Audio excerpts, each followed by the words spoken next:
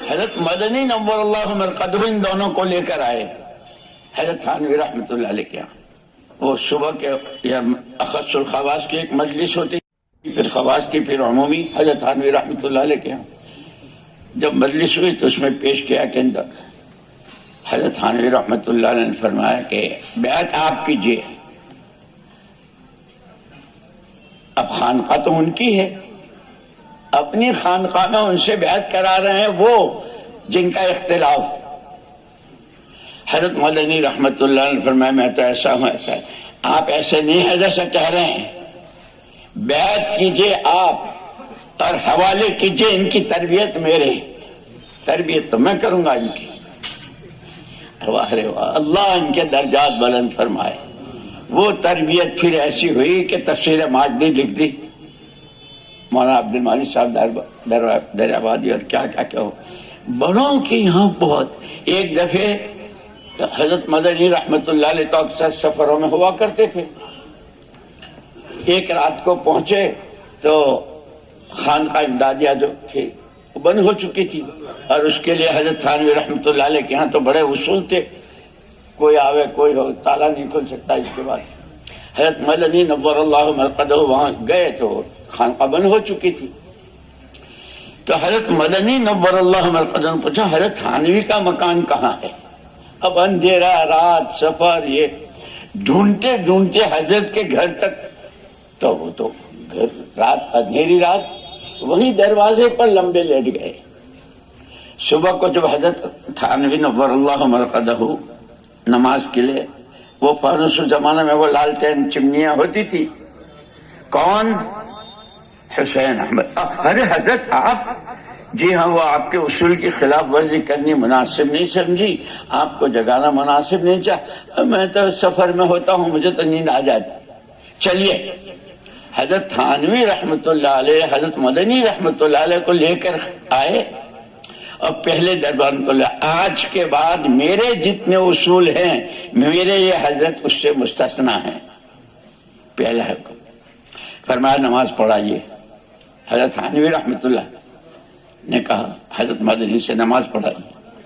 نماز کے بعد یہ فرمایا نمازیں تو بہت پڑھی، آج کی نماز سے امید ہو گئی پچھلی بھی قبول ہو جائیں گی. انہیں دلوں میں کتنی وسعت تھی. اختلاف اپنی جگہ. میں نے کہا کہ یہ ہمارا طبقہ جو ہے علماء کا، اللہ آپ حضرات کے علم و عمل میں بہت برکت دے. آپ کی ذمہ داریاں اس وقت ہمیں جو بیٹھنا ہے اور سوچنا ہے امت کہاں جا رہی ہے. یہ مسئلہ تو امت کا، اور آپ حضرات کے سامنے تو ساری خبریں دنیا بھر کی آتی ہے امت کے ساتھ کیا ہو رہا ہے. جیسے میں نے سنا ہے کہ حضرت کے نواسے نے بتایا کہ 4 گاؤں پورے مرتد. اور یہ مجھے یاد ہے ہمارے رائے گنج میں وہ حاجی عبد الوہاب صاحب ہوتے تھے نا رائے گنج میں پاکستان، انہوں نے مجھے خط بھیجا تھا مولانا الیاس صاحب رحمت اللہ علیہ کا. میں پڑھ رہا تھا یہ پنجاب جب مرتد ہوا تھا، پورا ہی پنجاب وہ ہو گیا تھا، گاؤں کے گاؤں، علاقے کے علاقے.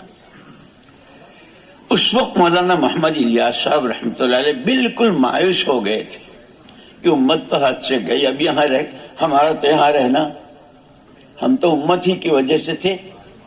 جیسے حضرت مدنی رحمت اللہ علیہ کو ان کے بھائی، بڑے بھائی جو مدینہ منورہ میں تھے اور تقریباً 1/3 مدینے کے مالک تھے اس وقت میں، زمینوں کے اور اس کے اعتبار سے بار بار لکھتے رہے اختلافات، ارتداد اور یہ سارا. تو حضرت مدنی رحمت اللہ علیہ ہم تو جہاں امت ہے وہاں ہے ان کی وجہ سے. تو مولانا الیاس صاحب رحمت اللہ علیہ یہ سوچ کر کے کہ جب امت نہیں رہی تو کیا کریں، ہجرت کی نیت سے تشریف لے گئے تھے. وہ خط میرے سامنے تھا. ہجرت کی نیت سے، لیکن بے چینی بہت تھی کہ آدمی کی جیب سے 5 روپے کا نوٹ گر جائے تو صبح سے شام تک میرے پیسے تسبیح پڑھتا ہے. امت حضور نے کیسے بنائی تھی، تمام قربانیاں آپ کی 23 سالہ آپ کے مجاہدے، پھر خلافت راشدہ اور ان کی قربانیاں، ان کے مجاہدے، انصار و مہاجرین اور سارا. اس سے امت بنی تھی. اور اسی لیے مولانا یوسف صاحب رحمۃ اللہ علیہ فرماتے تھے حضور نے امت بنائی تھی، قوم نہیں بنائی تھی. قوم بنتی ہے تعصب سے اور تحزب سے، گروپ بندیوں سے. میرا آدمی، میری زبان، میرا علاقہ، میرا، جس کو حضور نے عرفات میں سب عصبیت جاہلیت کو قدموں کے نیچے دفن کیا تھا. مولانا الیاس صاحب رحمۃ اللہ علیہ نے اس وقت کے جو حجاز مقدس کے چوٹی کے علماء تھے ان کو جمع کیا. اللہ تو الان کما کان، اس کے ہاں تو کوئی کمی بیشی کا مسئلہ نہیں. قرآن اس کا کلام، وہ بھی اس کے وعدے، اس کی وعیدیں بھی سب اسی طرح ہے. پھر امت کا یہ حال کیوں ہے؟ روز ذلت و خواری کی طرف کیوں ہے؟ علماء نے کہا کہ حضرت امت میں علم کی بڑی کمی ہے، علم کی کمی ہے، اس کی وجہ سے امت کا حال ہے. مولانا محمد یوسف صاحب، مولانا الیاس صاحب رحمۃ اللہ علیہ نے حضرات سے فرق کہا مجھے آپ کے جواب سے اتفاق نہیں ہے، علم تو بہت ہے. اور پھر مولانا الیاس صاحب رحمۃ اللہ نے فرمایا کہ ایک آیت کی کتنی تفسیریں ہیں؟ عبداللہ ابن عمر کی، عبداللہ ابن عباس کی، عبداللہ ابن مسعود کی، ایک ہی آیت کی. اور حدیث کہ ابھی طالب علم کی عبارت پوری نہیں ہوتی اس سے پہلے شیخ فرماتا ہے بچوں 42 قول ہیں، 45 قول ہیں. اچھا، اللہ کی شان، اس وقت میں میرے سامنے ایک تفسیر بھی تھی، میں خط پڑھا تھا، ایک تفسیر دیکھ رہا تھا، اس میں بحث چل رہی تھی گھوڑے نے لات ماری تو تاوان کس پر. تو مولانا الیاس صاحب رحمۃ اللہ نے یہ فرمایا تھا کہ قرآن کی تو تفسیر ایسی ہے، حدیث کے لیے اتنے اقوال ہیں، اور مفتیان تو ایسے پیچھے کہ کوئی جزیہ نہیں چھوڑا، بلکہ یوں فرمایا بال کی کھال اور کھال کی بھی کھال نکال دی ہے. وہ بحث چل رہی تھی، گھوڑے نے لات ماری تو مفتی پیچھے پڑ گئے. کھڑا تھا کہ چل رہا تھا، کھڑا تھا تو یہ، چل رہا تھا تو یہ، تاوان کس پر؟ وہ اس کا مالک سوار تھا یا زمین پر تھا؟ سوار تھا تو یہ پیچھے سے ہانک کے لے جا رہا تھا گھوڑے کو یا آگے سے لگام پکڑ. مجھے ہنسی آگے پڑھتے پڑا، کہاں لات ماری تو نے، اس کی حالت خراب کر دی. یہ سارے مفتی پیچھے پڑ گئے. مولانا الیاس صاحب رحمۃ اللہ نے فرمایا کہ قرآن بھی وہی ہے، اللہ بھی وہی ہے، وعدے بھی وہی ہے، اور اس کے وعدے حق. پھر امت کا، پھر مولانا الیاس صاحب رحمۃ اللہ نے کہا الیس اللہ بکاف عبدہ من یتق اللہ یجعل لہ مخرجا، من یتق اللہ یجعل لہ من امری یسرا. یہ قرآن میں ہے، لیکن کہ ہمارا یقین کے مسئلے میں ہم اتنے کمزور ہیں کہ ایک غیر متعلق آدمی، ایک عامی آدمی کو، کوئی عامی آدمی کسی بات کا وعدہ کر دے. جیسے مولانا الیاس صاحب رحمۃ اللہ نے مثال دی کہ ایک لڑکا نوکری تلاش کر رہا ہے، یہاں گیا وہاں گیا، کہیں جگہ نہیں، مایوس ہو کے واپس جا رہا ہے. ایک آدمی نے آواز دی، او لڑکے، صبح کو ہمارے یہاں آ جانا، 8 بجے سے 5 بجے تک تجھے یہ کام کرنا ہے اور اتنا دوں گا. جان نہ پہچان، نہ کوئی رشتہ دار ہے، نہ کبھی. اس آدمی کے کہنے پر اس لڑکے کا حال یہ ہے کہ ساری رات انتظار میں، صبح کب ہو اور میں پہنچوں. مولانا الیاس صاحب نے ایک خود مثال دی، بارش ہو رہی ہے، بیمار ہے، نزلہ ہے، لیکن تمام حالات کا مقابلہ کرتا ہوا 8 بجے پہنچتا ہے اور دستخط کرتا ہے اس یقین کے ساتھ کہ میری حاضری پر میری آج کی تنخواہ تو طے ہو گئی. اور یہ سلسلہ مہینے بھر رہا تو اس مہینے کی تنخواہ سے گھر کے دال چاول کا انتظام ہو جائے گا. کوئی، یعنی ایک آدمی کی بات پر اتنا یقین. ہم جو قرآن پڑھ رہے ہیں وہ تو اللہ کے وعدے ہیں، جس میں کہ سارے علماء حیران رہ گئے، بہت وہ گئی. خیر اس کے بعد پھر حضرت کی جس طرح رہبری ہوئی اللہ کی طرف سے، حضور کی طرف سے، اور ماشاءاللہ میں یوں کہتا ہوں کہ ہمارا یہ علماء، اور ابھی میں نے 3 سال پہلے بنگلہ دیش میں تھا میں، تو وہاں کے بڑے بڑے علماء بنگلہ دیش میں بھی ہیں، وہ سارے یہیں کے گئے ہوئے. جیسے ابھی وہ میں رائے گنج گیا تھا تو ایک مولوی صاحب مجھے کتاب دے رہے تھے. میں نے کہا سارا ہمارا ہے، ہندوستان سے آیا ہوا اور دیوبند سے آیا ہوا. میں نے کہا جی علامہ اقبال کہاں سے آئے؟ علامہ اقبال وہ تھے کیا نا، مرزائی تھے اور غلام محمد مرزانی کے دفتر کے سیکریٹری تھے. شاہ انور کشمیری رحمت اللہ علیہ تشریف لے گئے تھے لاہور میں، تو علامہ اقبال کے ایک ساتھی ان کے دوست، ان کا یار ہندوستان سے ایک مولوی صاحب آیا ہے، ملاقات کریں گے. تو علامہ نے اب تب بہت مولویوں کو دیکھا کہ اپنا کام کرو. 1 دن 2 دن وہ پیچھے پڑے رہے کہ نہیں ان کی ملاقات کرنی ہے. اچھا بھائی نہیں مانتا، دوستی میں ہوتا ہے جیسے بہت سے سال لگاتے ہیں تو وہ پیچھے پڑے رہتے ہیں، پھر اس کے بعد ان کے دوستوں کی بھی تشکیل کر لیتے ہیں. اسی میں ہوگا ابھی تھوڑی دیر کے بعد یہ بھی یہاں ہوگا کہ بھائی میں نے تو ارادہ کر لیا، تم بھی کر لو یار، لگا لیں گے سال. وہ نہیں مانا اور علامہ کو لے کر آیا. شاہ صاحب رحمت اللہ علیہ کی مجلس ہو رہی تھی اور علامہ اقبال نے ڈارون کا وہ جو تھا نا کہ آدمی پہلے بندر تھا، اور ڈارون کا نظریہ تھا کہ آدمی تو پہلے بندر تھا اور یوں ہوا وہ جو، جیسے انہوں نے یہ کہا شاہ صاحب رحمت اللہ علیہ رکے، یہ جس کتاب کا آپ نام لے رہے ہیں اس کتاب والے نے خیانت کی ہے، یہ کتاب اس کی نہیں ہے فلانے کی ہے، اور وہ کتاب میرے پاس دیوبند کتب خانے میں ہے. آپ یہ تو کوئی بہت بڑا مولوی معلوم ہوتا ہے شاہ صاحب کی.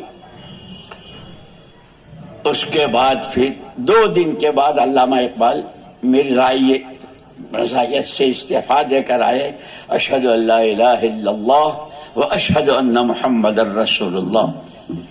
تو میں نے ان کو وہ ہم کو جو کتاب دے رہے تھے، ہمارے تو بے تکلفی ہوتی ہے ساتھیوں میں نے کہا وہ یہ علامہ اقبال جس کے مزار پہ جاتے ہیں اور شاعر اسلام کہلاتے ہیں، اور جس نے قرآن کو بھی ماشاءاللہ شاعری میں اس انداز سے مضامین کو بیان کیا، وہ سب ہمارا ہے دیا ہوا.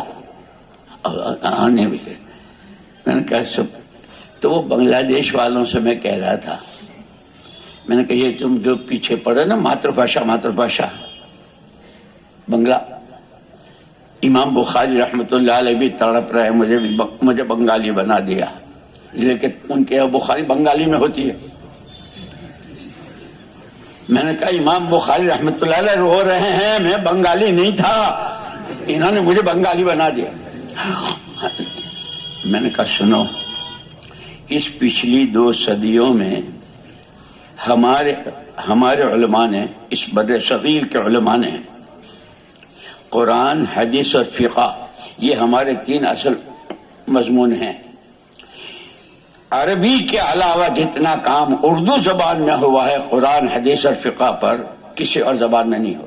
اور تم اگر ماتر بھاشا کے پیچھے لگے رہے نا، اگلے 10 سال میں تمہارے بچے اپنے بڑوں کی ان چیزوں سے مستفید ہونے سے محروم ہو جائیں گے. بڑے بڑے علماء تھے، یعنی شیخ الحدیث بھی تھے، ناظم اعلیٰ بھی تھے، محتمم صاحب بھی تھے، بڑے علماء تھے ماشاءاللہ. بنگال تو بھرا ہوا ہے علماء سے، جیسے ہمارا آسام بھرا ہوا ہے. اس کا بھی ایک قصہ بیچ میں سنا ہی دوں. آسام کے ایک مدرسے کے شیخ الحدیث صاحب رحمت اللہ علیہ، اب تو اس وقت زندہ تھے اور اب معلوم نہیں مجھے، لیکن چونکہ اس وقت میں بہت حادثے ہوئے ہیں، تو وہ رمضان کی تعطیلات میں اپنے مدرسے کے طلباء کے ساتھ ان کی سرپرست کرتے ہوئے چلے میں نکلے. چلہ پورا کر کے آئے. میں اپنے کمرے میں بیٹھا تھا، اس وقت نظام الدین میں رہتا تھا. تو آئے کہنے مول صاحب بہت جی لگا، جی چاہتا ہے کہ سال لگاؤں لیکن ذمہ داری بہت بڑی ہے. آپ حضرات محسوس نہ کریں، میں تو کارگزاری سنا رہا ہوں، کبھی آپ کہیں کہ یار یہ اندر ہی اندر گھس رہا ہے. لیکن وہ تو ضربہ میں پہلے دن سے آپ نے کہا کہ اس میں تو ہوا چھپا ہوا ہے. سب بھائی کے باپ کو بھی نہیں دیکھا لیکن ہے. शिव भाई कब आपने देखा उसमें हुआ, जरा वक्त में औरत छुप गई। अभी अगर ये शिव भाई और राहवाई आवे खबर से उठकर और हमारे मिजान मुनसाहिब के तालिब इल्म में कोई क्या कहे, वो इतनी सारी औरतें जरबना में छुप गए, ये सब नहीं है, हम हैं शिव भाई, कुछ नहीं। तो हमारा तालिब इल्म कहेगा आराम फरमाओ, है ऐसा पढ़ाया है आपने उसको जरबत में और जरबना में। तो मौलवी साहब कहने लगे कि बहुत जी लगा साल लगाने को, लेकिन जिम्मेदारी बहुत बड़ी है। तो मैंने उनसे यूं कहा कि मौलवी साहब क्या जिम्मेदारी है आपकी? कहने बुखारी शरीफ मेरे जिम्मे है। हैं? तलबा का नुकसान तो किसी कीमत पर नहीं होना चाहिए, इसलिए बुखारी बुखारी क्या कहते हैं, कुरान के बाद जिसका दर्जा हो। अल्लाह ने उस वक्त मैं दिल में एक बात डाली, मैंने कहा मौलवी साहब आपका आसाम तो उलमा से भरा हुआ है, और हजरत मदीनी रहमतुल्लाह अलैह के कितने रमजान वहां गुजरे और कितने उनके शागिर्द और कैसे कैसे खुलफा वहां। ऐसा नहीं हो सकता कि आपके जमाने में जिस साल आपने दौरा पढ़ा, आपके साथियों में भी अच्छी कोई साथी अगर साल भर बुखारी आपकी जगह पढ़ा ले और आपका साल लग जाए, और फिर जब आप जामे तो आप बुखारी पढ़ावें और वो उनका साल लग जाए, सर पकड़ा। कहले मौलवी साहब ये तो कभी सोचा भी नहीं, कभी समझ में भी नहीं आया। मैंने कहा नहीं, वो तो मस्जिदों में भी होता है, नाइब इमाम और सर इमाम कभी ना हो तो ये भी पढ़ा देते हैं। तो मैंने कहा आप यकीन माने 3 दिन के बाद वो मेरे पास आए कि मैंने सब जगह फोनों से राब्ते किए। इस वक्त मैंने जिस साथी को तय किया वो इस वक्त मेरा अपना ख्याल यह है कि मुझसे अच्छी पढ़ाएंगे।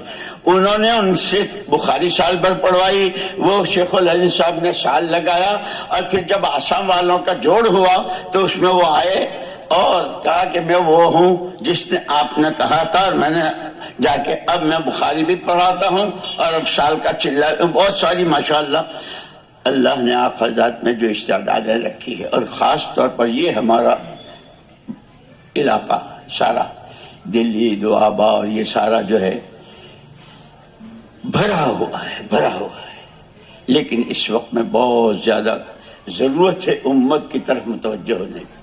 हम तो वैसे मैं हूं वे ऐसा ही, मुझे बोलना नहीं आता है, कभी बेअदबी भी हो जाती है। एक मौलवी साहब से मैंने कहा मुझे ये बताओ, तुम ये कहते हो कि मसल मशहूर है प्यासा कुएं के पास जाता है, कुरान में हदीस में कहीं किसी रिवायत में कुएं से तशबीह दी है उलमा को? उनको तो सहाब से तशबीह दी है, तो सहाब पर लोग बादलों में बाल्टियां लेके जाते हैं, साहब तो खुद जाके बरसता है। तुम्हें वो हमारी बहुत भी बेतकल्लुफी थी उनसे, मैंने कहा तुम्हें खुद जाना है उम्मत के पास, और हुजूर खुद तशरीफ ले गए हैं, उनके मेलों में गए, उनके बाजारों में गए, और फिर अल्लाह ने वो वही ताइफ जिसने कैसा कड़वा जवाब दिया था मोहम्मद इब्न कासिम सक़फ़ी लाए हैं, और ये सारा उनके नामा अमाल में सारा इस्लाम। अल्लाह ने आप हजरत को बहुत ऊंचा मकाम दिया है। जैसे मैंने शुरू में कहा था शहीद अल्लाह अन्हु, खुद अल्लाह ने आपकी, फिर आपकी रातों की अल्लाह ने तारीफ की, साजिदन व क़ाइमन यहज़रुल आखिरत व यरजू रहमत, और फिर अल्लाह ने आपकी खुसूसियत बतलाई, इन्नमा यख्शल्लाह मिन इबादिहिल उलमा, खशिया इलाही ये इनकी खुसूसियत है। इसलिए अल्लाह पाक ने हुजूर अकरम सल्लल्लाहु अलैहि वसल्लम ला तमुद्दन्ना इनैक इला मा मत्ताना बिही, ये इनके पास जो चिथड़े लिथड़े ठिकरे हैं ना, आपकी नजर मुबारक होने आपके तो खादिमों के खादिमों के खादिमों के खादिमों, गुलामों के गुलाम अनवर शाह की एक नजर में वो तासीर है। ला तमुद्दन्ना इनैक इला मा, कि आपकी नजरें तो वो है जिससे काया पलटा करती है, किस्मतें बदला करती है, ये चिट्ठियों पे आपकी नजर जाएगी। ये वारिस है उसके, उस आयत के वारिस हैं। खुदाई वादों पर यकीन, वाइदों का खौफ, अपने आप को नमूने के सांचे में डालना, اور یہ ساری محنت اس کی ہے۔ اسی کے لیے یعنی جو وقت لگاتے ہیں کیا بتائیں، میں ساؤتھ افریقہ میں تھا، 12 مدرسوں کی کارگزاری تھی، علماء ماشاءاللہ یہی کے پڑھے ہوئے اپنے دیوبند میں، مولوی عباس علی جناح تو ابھی بھی وہ جمعیت علماء کے سیکریٹری ہیں، میرے ساتھی ہیں، اور دارالعلوم میں بھی رہے اور نجوے میں بھی رہے، اور بڑے بڑے علماء، 12 مدرسوں کی کارگزاری سنی تو ماشاءاللہ تعلیم پوری یعنی ایسی کہ کیا کیا بتاؤں میں، وہاں والوں کی حیثیت، طلباء بھی ایسے، استعداد بھی ایسی، اور مدرسے کا پورا کہ آتَ کُلَّ ذِی حق حقہ، جیسے ہم کو حضرت مولانا علی میاں صاحب رحمۃ اللہ علیہ اور مولانا معین اللہ صاحب رحمۃ اللہ علیہ، مولانا رابع صاحب وغیرہ ہم کو فرماتے تھے، اگر کبھی ہم تو تبلیغ کے راستے سے گئے تھے ندوے، تو کبھی اوابین کے اگر ہم نے نیت باندھی ہو تو آ کر کے بیٹا ابھی وضو نہیں ٹوٹی، نماز میں ہم کو یہ مطالعے کا وقت ہے، جاؤ تمہارے لیے مطالعہ جو ہے وہ نفلوں سے افضل ہے، ہم کو ہمارے بڑے، لیکن عصر کے بعد اگر کسی کے ہاتھ میں کتاب دیکھی، جاؤ ذرا اچھے کھیلو کودو اور تاکہ مغرب کے بعد نشاط کے ساتھ مطالعہ کر سکو، یعنی عجیب۔ اور میں کیا ہے، ایک مرتبہ مولانا رابع صاحب ہمارے درسگاہ میں ہمارے استاد تھے، سبق پڑھانے آئے تو کہ بھائی بچوں آج سبق نہیں پڑھاؤں گا، طلبا تو بہانے خور ہوتے ہی ہیں، وہ تو ڈھونڈتے ہی رہتے ہیں کہ وہ ایسے ملے چھٹی ہو جائے، کہ حضرت خیریت تو ہے؟ ہاں نہیں اللہ کا شکر ہے طبیعت بہت اچھی ہے۔ پھر حضرت آپ سبق نہیں پڑھائیں گے؟ کیونکہ ہاں ہم نے تم سے پہلے دن یوں کہا ہے کہ خبردار بغیر مطالعے کے پڑھنا جائز نہیں ہے، جیسے تمہارا بغیر مطالعے کے پڑھنا جائز نہیں ہے، ہمارا بغیر مطالعے کے پڑھانا بھی جائز نہیں۔ آج کچھ مصروفیت ایسی ہو گئی کہ میں مطالعہ نہیں کر سکا ہوں، حالانکہ وہ انہی کی مختارات اور یہ جو کتاب ہے، سبق نہیں پڑھاؤں گا، گھنٹہ تمہارا ہے، اس لیے بیٹھوں گا، تمہیں کچھ پوچھنا ہو۔ یا اللہ کیا امانت داری ہے کہ میں تم سے ہم نے کہا ہے کہ سبق بغیر مطالعے کے پڑھنا جائز نہیں، ہمارا بھی پڑھانا جائز نہیں مطالعے کے بغیر۔ میں کل کچھ طلبہ رات کا آئے تھے میرے پاس، میں نے کہا اب تو طلبہ تھے یہاں کے، میں نے کہا ہاں مطالعے میں باب مفعلت سے ہے نا، مطالعہ باب مفعلت سے، اور اس میں اشتراک ہے۔ ابے مطالعہ کیا تھا؟ واللہ کتاب الماری میں تھی، میں باہر تھا، وہ مجھے دیکھ رہی تھی، میں واللہ طالعت، حانس نہیں ہو سکتا۔